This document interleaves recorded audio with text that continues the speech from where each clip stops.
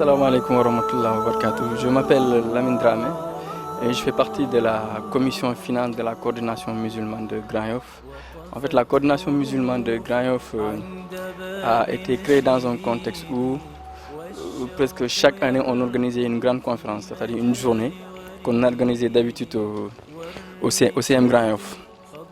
Et puisque chaque année on l'organisait, à un moment les frères et les sœurs de différentes zones ont décidé d'en faire une sorte d'association. Et c'est de là qu'on a créé la coordination musulmane de Grand Yoff et environ, qui regroupe à peu près 10 quartiers. Et donc du coup, l'objectif de la coordination musulmane de Grand Yoff et environ, c'est juste de faire la dawa à travers ces 10 quartiers.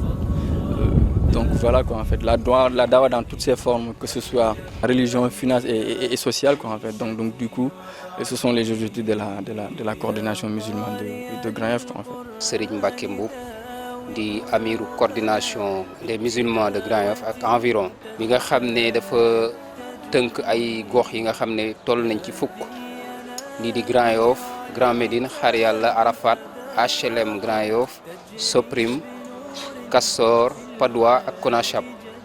Coordination bi comme niñ ko xamee seen jubluwaay mooy taxawee tasaare li nga xam ne moom mooy daawa salafiya fii ci Grand Yoff ak li ko wër.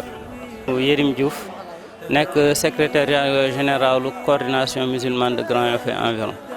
Donc secrétariat général bi comme niñ ko xamee seen liggéey mooy gérer lépp loo xamante ne information la naka lañ koy collecté ak naka lañ koy tasee ak naka la ñuy fexe ba vulgariser liggéey bi donc ci loolu la ñu nekk. Donc commission boobu tamit li ko composé ñaari parti la am na parti boo xamante ne ay góor la ak parti boo xamante ne jigéen la.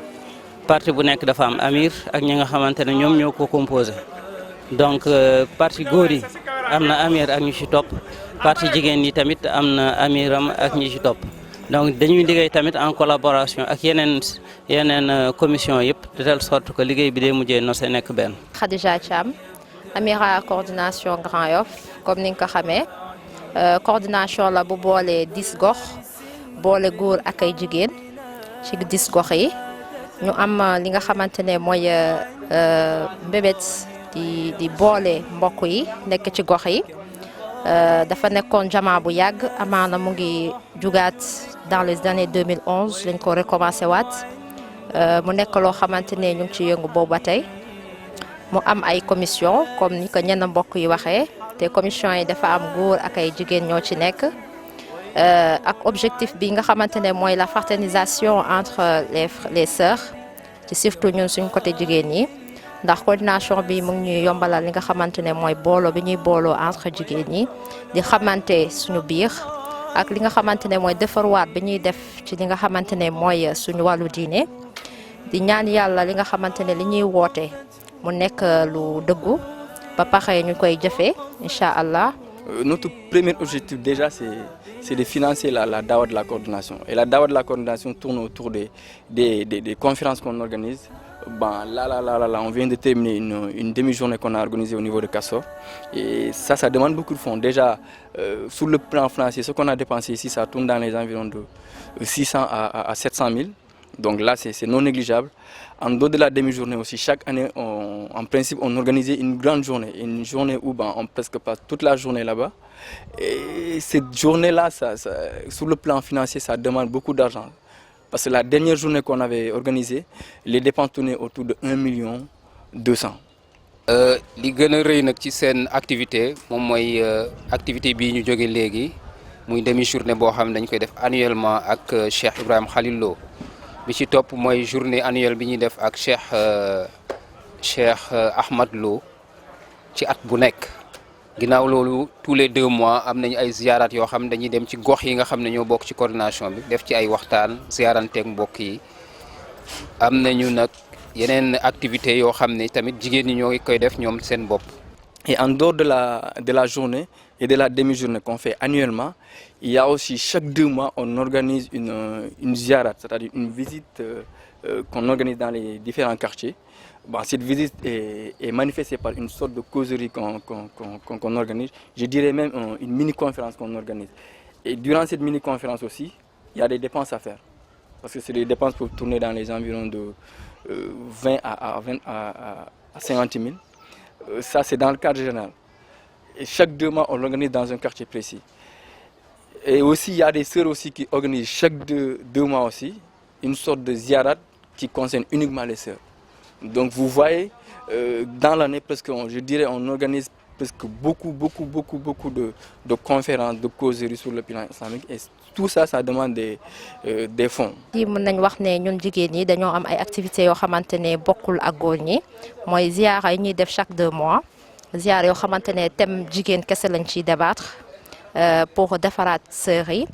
Maintenant nag am na yeneen perspectives yu ñu am aussi ci travail bi mooy les projets de micro-jardinage pour dimbal sœurs yi. Am nañ aussi li nga xamante ne projet yi ñu am pour suivi ci li nga xamante ne mooy ziyaara yi.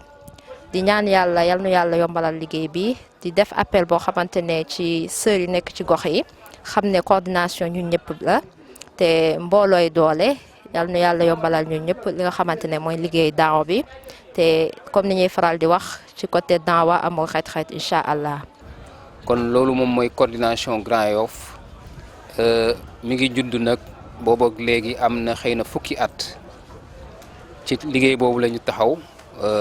di ko taxawee kon képp koo xam ne bëgg nga jokkook ñun ci liggéey boobu boo jokkook ñun ci numéro bi ma leen di jox muy 77 273 74 30 wala 70 752 28 52 di nga ma jot man sam bopp ma gën la yaatalal ci wàllu information. Siège de coordination mi ngi nekk ci masjid Ali ibn Abi Talib bi nga xam ne dafa nekk en chantier fële ci zone de captage Grand Yoff ñuy leen di ñaan ngeen ñaanal ñu ndax sas bi du sas bu ndaw nag sas bu rëy la. Quartier yi nga xamante ne ñoo regroupé coordination bi c'est 10 gox la. Il y a Grand Yoff, il y a HLM Grand Yoff, il y a Patte d'Oie Mildeuse, il y a Grand Médine, il y a Castor, il y a Soprim, il y a Konachap, il y a Liberté 6. Donc c'est tous ces 10 gox yi ñoo regroupé li nga xamante ne mooy coordination bi. Comme ni toujours ci mbir dañuy commencer par échantillon bu ndaw donc échantillon bu ndaw boobu biñ koy commencer moo tax ñu jël coordination Grand Yoff mais du ñu ne ku ci bokkul du ci nekk parce que boo gisee journée tey bi am na ñu jóge ba Parcelles ñëw. am na ñu jóge ci lu dul coordination ci goxu 10 gox coordination bi donc loolu moo lay wan ne comme ne islam tere amul limite mais juste structuration bi pour travail bi la.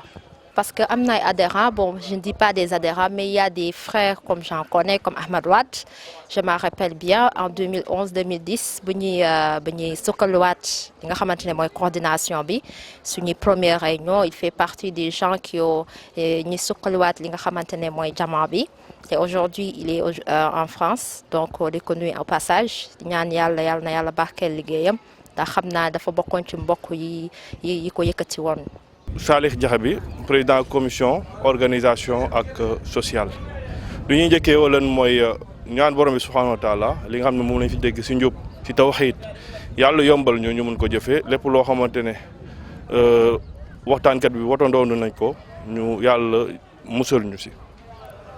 di sant mbokk yëpp nag par rapport ak organisation bi commission organisation nag ay góor léegi jigéen si gox yi nga xamante ne ñoo composé coordination bi.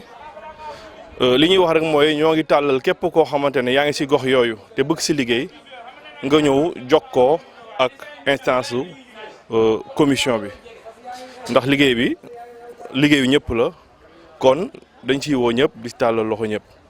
pour mën a def waxtaan ci barab bi dañu def rek li nga xamante ne moom la bépp citoyen war a def bu waree organiser manifestation mooy jaar ci autorité administrative yi mooy. Préfet wala sous-préfet jaar ci maire bi jaar ci délégué de quartier donc loolu ñi nga xam ñoo ko waroon taxawee surtout te muy waa secrétariat ak waa gox bi nga xamante ñooy waa Castor def nañ ci li nga xamante ne moom lañ ci waroon def di ñaan borom subhanahu wa taala képp koo xam ne def na effort ci journée bi yàlla na ko yàlla nangul lépp loo xam ne rëcc la yàlla jégal ñu ko salaamaaleykum wa rahmatullah. Aïcha Bousso la nekk commission secrétariat bu coordination Grand Yoff et environ maa fi teewaloon waa commission secrétariat. Vu que ni liggéey bi nekk na liggéey bu jafe ñu ngi lancé appel tamit képp ku bëgg a ñëw ci commission bi commission secrétariat wala commission bu mu mënti doon ci coordination bi ñu ngi lay ñaan nga ñëw parce que tamit soxla nañu ay personnes yoo xam ne ñu ngi ci gox yi ci 10 gox yi ñu wax sànq ndax liggéey bi nekk na liggéey bu jafe. Donc pour vous dire que déjà ne serait-ce que pour ça il y a beaucoup de dépenses à faire. En dehors de ça aussi, la commission aussi a dans ses objectifs de faire des projets surtout générateurs de revenus. Là, on l'a commencé à travers certains frères. On essaie de réfléchir sur des projets pour essayer de les financer. Mais comme vous le savez aussi, le problème de personnel en fait, parce que la commission finance n'a pas beaucoup de personnes. Déjà, dans la commission finance, il y a 2 entités. Il y a la commission, il y a le côté masculin, il y a aussi le côté féminin. Mais malgré ça aussi, il n'y a pas beaucoup de personnes. Donc peut-être l'appel qu'on va lancer par rapport aux gens qui nous regardent, c'est de demander à beaucoup de gens de venir adhérer à la commission finance de la coordination, des gens qui sont surtout de l'expérience, de venir nous aider à travers leurs idées et autres choses qu'en fait, ça on en a besoin.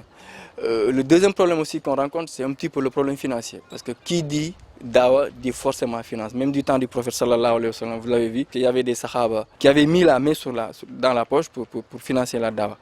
Donc nous aussi actuellement, on a besoin de ça. On a besoin de soutien financier, que ce soit les bonnes volontés, que ce soit aussi des gens qui sont un petit peu sensibles à la cause islamique. Les dépenses de la coordination musulmane, la plupart, au début, c'était supporté par les cotisations qu'on faisait au niveau de quartier. Parce qu'au début, il faut le dire, chaque quartier cotisait une cotisation mensuelle. Et vraiment, ce n'était rien en fait, parce que c'était une cotisation de 2500 par quartier. Donc ce n'était rien. Vu les dépenses de la coordination, donc ces cotisations-là ne pouvaient pas supporter les dépenses. Donc du coup, la commission finance a fait beaucoup d'efforts en essayant de faire des activités génératrices du revenu. Déjà du côté des sœurs, il y avait des produits qu'on achetait puis on les revendait, surtout des produits cosmétiques que les sœurs ont achetés. Et alhamdoulilah, ils ont fait beaucoup d'efforts. Parce qu'à cause de grâce à ces activités que les sœurs font, on a pu récolter beaucoup d'argent. Et en dehors de ça aussi, les frères aussi sont en train de faire des activités génératrices de revenus. Allant d'acheter des ordinateurs, les revendre, des fois des écrans plats, des scooters. C'est autour de ça que tournent un petit peu les fonds de la coordination. Mais n'empêche, on a besoin vraiment d'être financier en fait, parce que c'est pas facile. Vraiment, c'est pas facile. Et pour cela, on lance un appel à toutes les bonnes volontés, que ce soit au niveau de Dakar, au niveau du Sénégal, même à l'étranger, des gens qui sont sensibles à la cause islamique, de venir nous soutenir. Car sincèrement, on a vraiment besoin d'aide en fait, Inch'Allah. waa 2e division yéen moom dañ leen di jaajëfal di ñaan yàlla mu barkeel seen liggéey gis nañ effort yi nga xam ne yéen a ngi koy def ci daaw bi yàlla na yàlla nangul leen. yàlla barkeel alors 2e vision. ñu ngi ñaan yàlla waa 2e vision seen liggéey yàlla na jëm kanam yàlla gën a barkeel liggéey bi. jaajëf 2e vision barakallahu fiikum 2e vision la ñu wax. Merci à 2e vision en fait. وقفت حروفي عند باب نشيدي والشوق يركض في مجال وريدي والريشة الخضراء تهتف في يدي هيا ابدئي يا ريشتي وعيدي. وقفت حروفي عند باب نشيدي والشوق يركض في مجال وريدي والريشة الخضراء تهتف في يدي هيا ابدئي يا ريشتي وأعيدي.